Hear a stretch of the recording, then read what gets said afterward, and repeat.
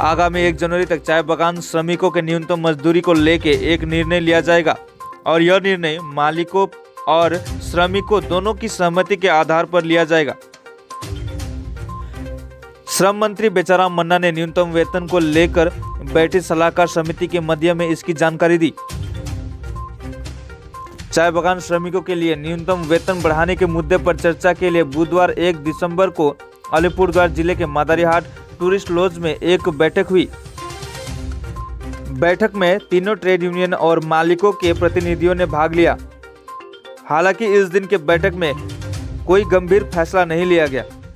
श्रम मंत्री बेचाराम मन्ना ने कहा कि 1 जनवरी तक का समय है और उसके पहले एक और बैठक होगी और दोनों की सहमति के आधार पर अंतिम निर्णय लिया जाएगा।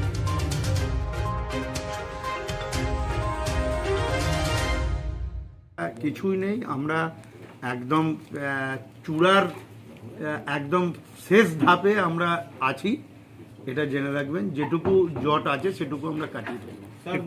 কত করে বাড়তে পারে সেরকম এটা এই মুহূর্তে আমরা বলছি না, তবে বিষয়টা যেহেতু মিনিমাম ওয়েজেসের ব্যাপার আছে, একটা মানুষ চলতে গেলে তার যা দৈনন্দিন জীবনের যা চাহিদা সেইটা বিবেচনা করেই আমাদের এগুলো করতে হয়। তবে এই মুহূর্তে সেটা আমরা বলছি না, তবে এটা জেনে রাখবেন এমন একটা জায়গায় আমরা পৌঁছাচ্ছি, শ্রমিকও খুশি থাকবে এবং মালিকরাও স্বস্তিতে থাকবে। স্যার, আমার চা বাগানে একটা সমস্যা যে হাতিরা ঘর ভেঙে দিচ্ছে শ্রমিকদের, কিন্তু ওরা বনদের ক্ষতিপূরণ পাচ্ছে না। দেখুন, এই ব্যাপারটা আমরা শুনেছি কালকেই।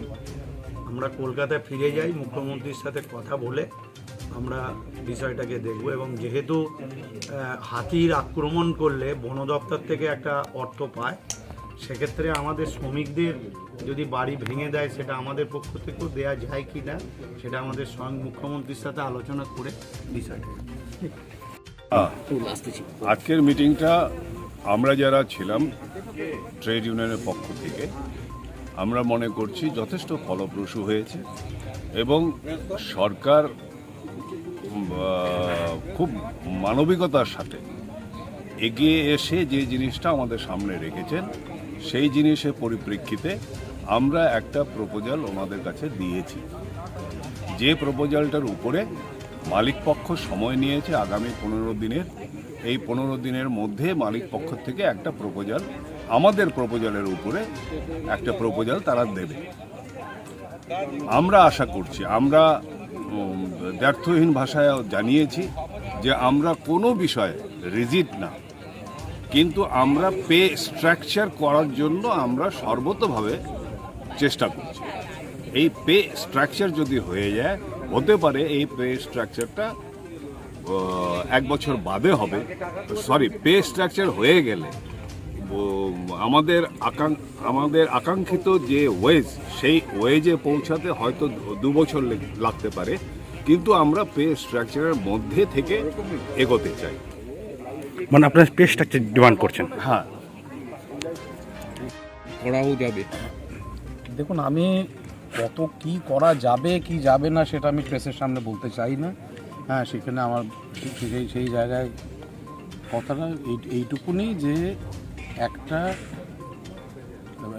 ওয়েজ ইনক্রিজ করার একটা ব্যাপার আছে, একটা ওয়ার্কারদের মধ্যে সরকার ওটা চান এবং সেটা নিয়ে আলোচনা হচ্ছে। যেটা অতীতে হয়ে গেছে সেটা তো আছে, দেওয়া হচ্ছে।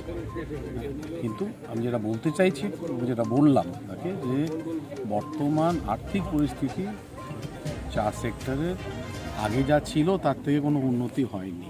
2020তেও প্রোডাকশন লস হয়েছে, একটু দাম বেড়েছিল। এখন এই বছর আবার প্রোডাকশনও ডাউন, প্রাইসও ডাউন। হ্যাঁ, ইম্পোর্ট বাড়ছে, এক্সপোর্ট কমছে। ওতে যেই বাজারে আপনি চা বিক্রি করবেন সেই বাজারে দাম পাওয়া যাচ্ছে।